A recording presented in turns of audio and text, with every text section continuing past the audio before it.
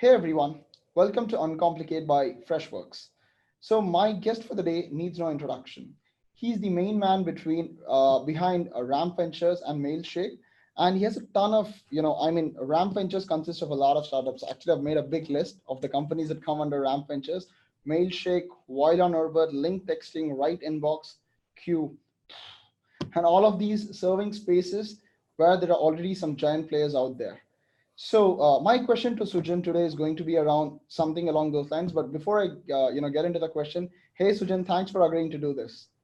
Yeah, thanks for having me. Very excited to talk to you. Okay, awesome. Uncomplicating things is the most important, probably where I spend most of my time every day. So, Awesome. Then I guess you'll be the right man to answer this.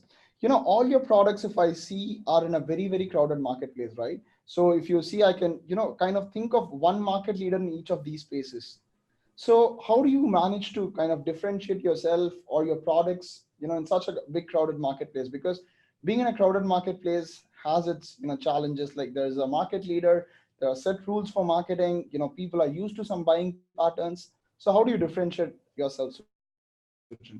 yeah, so I think biggest thing we do is try to be customer centric. And let's just uncomplicate that, right? What does that actually mean in like a one or two sentence explanation?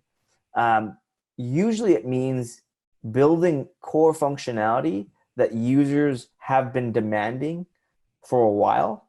Mm-hmm. The competitors, the people, the leaders in the space are lacking.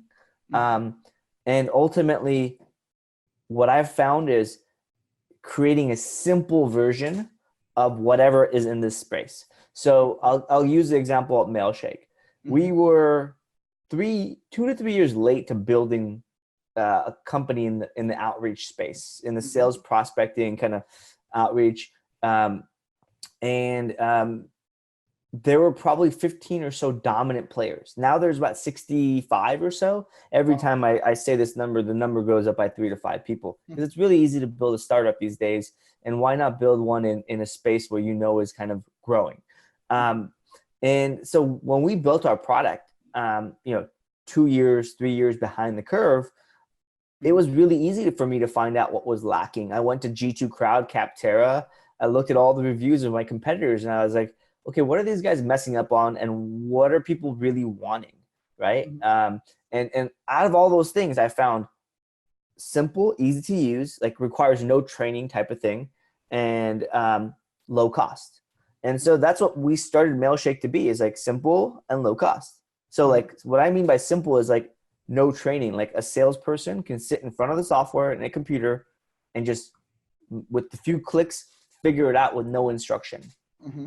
And we tested that by building no onboarding, no guidance, and just like you go into the product and you go. We Mm-hmm. designed it to be single seat focused so that individual users can just go through the workflow. Now, I'm not Oh, bragging about how awesome the software is. I'm just saying we went into a crowded space with known issues and we created a company that's the exact opposite of what everyone else has built. okay. Now, that comes with some downsides too, but that's how I think you can thrive in a competitive market. Mm-hmm. Okay, so if I'm getting it right, it's you built a simpler version of what was already out there in the market, right? So it's straight out of the box, it's intuitive, it's easy to use and stuff like that. But what about the marketing part, right? Because as I said, there is a playbook that the giants in your space would have already done. So how do you kind of crack the marketing game in such a scenario? Yeah, so I think my playbook at Ram Ventures, we buy and grow companies. We apply this playbook many times and have done so many times. It's education first, so content, and building up an audience and building up a brand by educating the market. Mm-hmm. Um, it is a strong SEO play. It's also the leveraging the word of mouth, right? So now a lot of our companies, I would say half of the growth comes from word of mouth. Oh. So how do you generate word of mouth? It goes back to the product. So a Mm-hmm. lot of this is like, how do we inject marketing into the product? Like, I'm not saying like, oh, how do we build a referral program that's two-sided benefit? No, I mean that stuff may be a mechanism as a small part of the overall strategy, but I'm saying like, where is the aha moment? How do we accelerate the aha moment? So it's like, it really comes back to that customer centric view. of how do we pull that forward, or make that faster, or like how do we add more value. So we look at like a good example is like we look at like value add services or factors that are on top of the product, but it helps people because we found that even though people churn, they still bring in word of mouth. They're like, hey, my campaign didn't work. It didn't work for me, but their team was super helpful.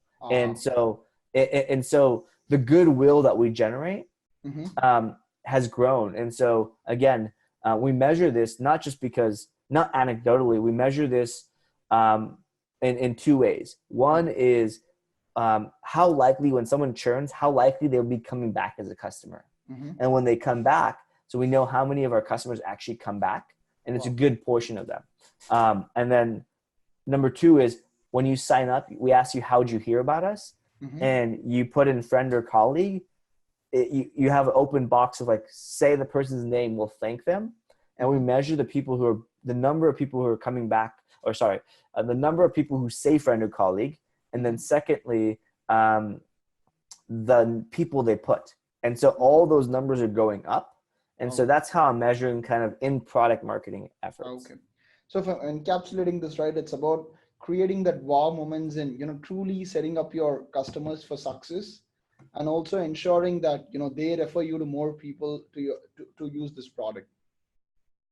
Yeah, exactly. Okay. Exactly. And look deep within the product to see where the core problems lie. Maybe they're in the product flow, maybe it, whatever it may be, there's going to be different kind of places, and it's usually not where you think it's going to be. Perfect. It's usually deeper. Okay, perfect. I think that was packed with a lot of insights, Sujin. Thanks for taking the time for joining us. And until I see you next time, thank you. My pleasure. Take care. Yeah, bye-bye.